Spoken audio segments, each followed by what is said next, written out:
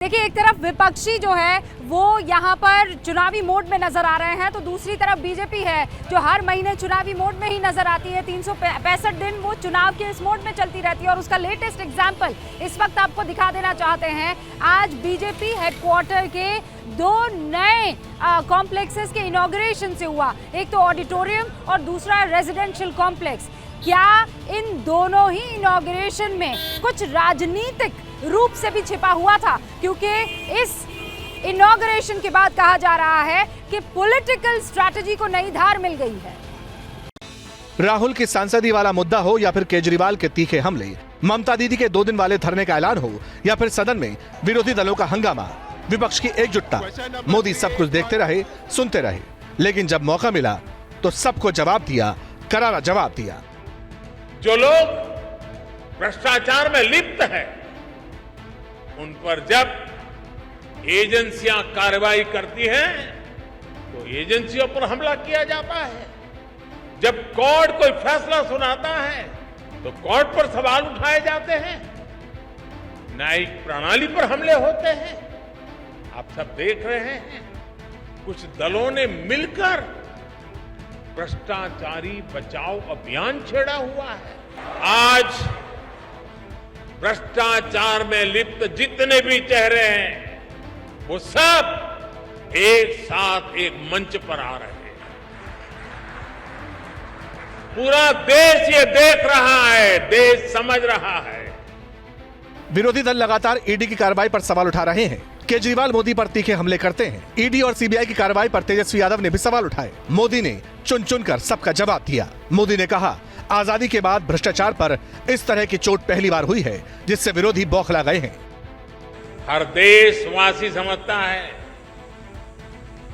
भ्रष्टाचार रुकेगा तभी देश आगे बढ़ेगा।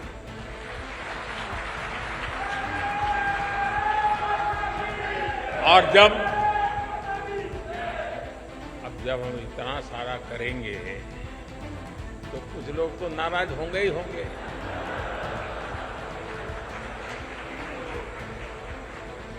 तो अपना गुस्सा भी निकालेंगे, लेकिन इनके झूठों आरोपों से न देश झुकेगा, न भ्रष्टाचार के विरुद्ध कार्रवाई थमने वाली। भ्रष्टाचारियों पर हो रही कार्रवाई से खुश है? आपकी यही जानकारी है ना?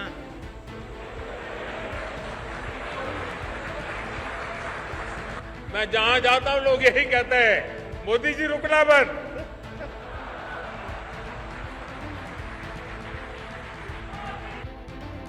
मोदी जानते हैं कि आगे का सफर भी चुनौतियों से भरा है, इसीलिए वो बीजेपी को, पार्टी वर्कर्स को लगातार आगे बढ़ने का मंत्र देते रहे। मुझे बहुत सारे लोग कहते हैं, अरे मोदी जी अब सत्ता मिल गई, 2 बार प्रधानमंत्री बन गए, अभी भी क्यों इतना दौड़ते रहते हो, क्यों भागते रहते हो? अरे कभी तो मौज करो, आराम करो। लेकिन उन लोगों को पता नहीं है, बीजेपी कार्यकर्ता की नियति आराम करना, बैठना, मौज करना वो नहीं सकती। भाजपा के कार्यकर्ता के लिए देश की आशाएं, लोगों की आकांक्षाएं, उनके सपने ही उसकी ड्राइविंग फोर्स होती है। इसी के लिए भाजपा कार्यकर्ता दिन रात दौड़ता है, भागता है, काम करता है, वो रुकता नहीं। असल में मोदी दिल्ली में बीजेपी हेडक्वार्टर पहुंचे थे। पीएम मोदी ने पार्टी हेडक्वार्टर के नए आवासीय परिसर का उद्घाटन किया। ये रेजिडेंशियल कॉम्प्लेक्स बीजेपी के पदाधिकारियों के लिए बनाया गया है। हालांकि मोदी ने ऑफिस पहुंचते ही सबसे पहले उन श्रमवीरों से मुलाकात की जिन्होंने इस कॉम्प्लेक्स को बनाया। पूजा अर्चना के साथ नए कॉम्प्लेक्स का लोकार्पण किया। परिवार के कब्जे वाली पार्टियां, फैमिली रन पार्टियों के बीच भाजपा ऐसा राजनीतिक दल है जो युवाओं को आगे आने के लिए बहुत अवसर देता है, खुला मैदान देता है। मोदी के संबोधन से एक बात तो क्लियर है कि पार्टी अब मिशन साउथ पर फोकस करेगी। क्या क्या मजबूरी है मेरी, बताइए। मैं अभी आपको बताती हूँ कि मैंने ओए होए होए होए होए, नमकीन के चटकारे लेते हुए टकटकी मार के डिबेट शो को पॉज रिपीट कर कर के देख रहे हैं जोगिंदर जी। इनकी तरह आप भी देखें अपनी फेवरेट डिबेट्स को रिपीट कर और डाउनलोड कीजिए एबीपी लाइव ऐप अपने स्मार्ट टीवी पर।